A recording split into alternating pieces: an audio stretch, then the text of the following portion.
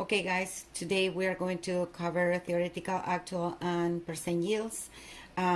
First, the theoretical yield is the one that we calculate through stoichiometry.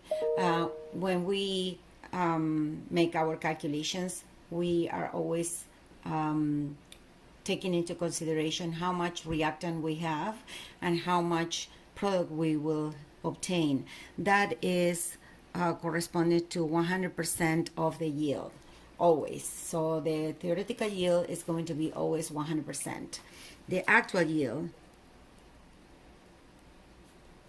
it's what we actually obtain. And always is going to be less than 100%. Why? Well, there are different problems.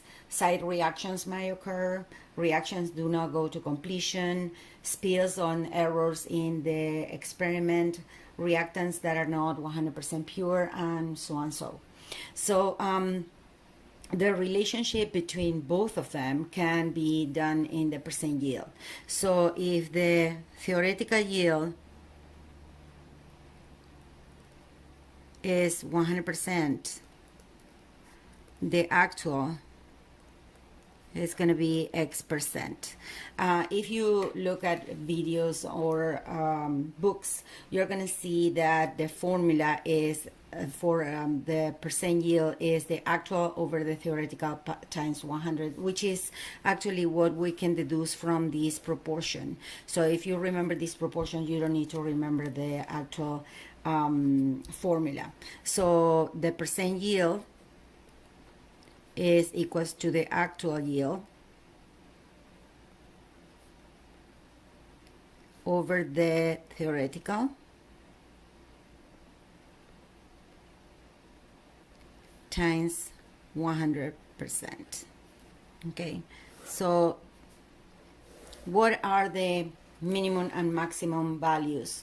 Of course, we cannot get more percent, more than 100%, because that is going to be the maximum amount. So the values are going to be between 0 and 100.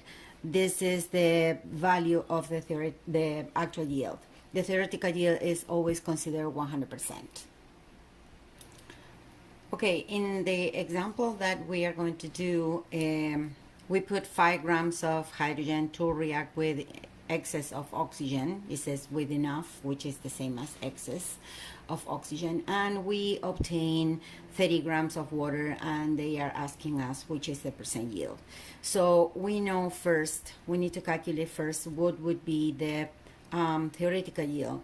We know that from the equation that 2 moles of hydrogen are going to react with 1 mole of oxygen to produce 2 moles of water.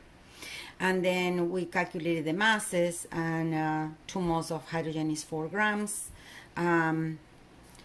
32 grams of oxygen is going to be the mass of oxygen that reacts with this amount of hydrogen, and we are going to obtain 36 grams of water.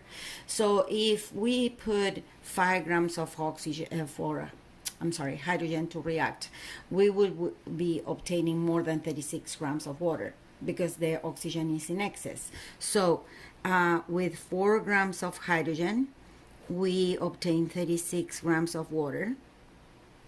With 5 grams of hydrogen, we are going to obtain X. So we can calculate the theoretical yield for this reaction.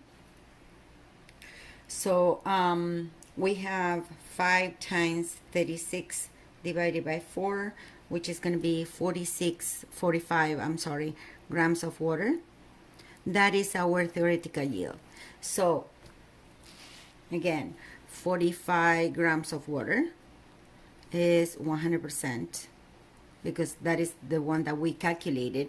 But we actually, when they say we obtained, that is what actually you obtained during the lab.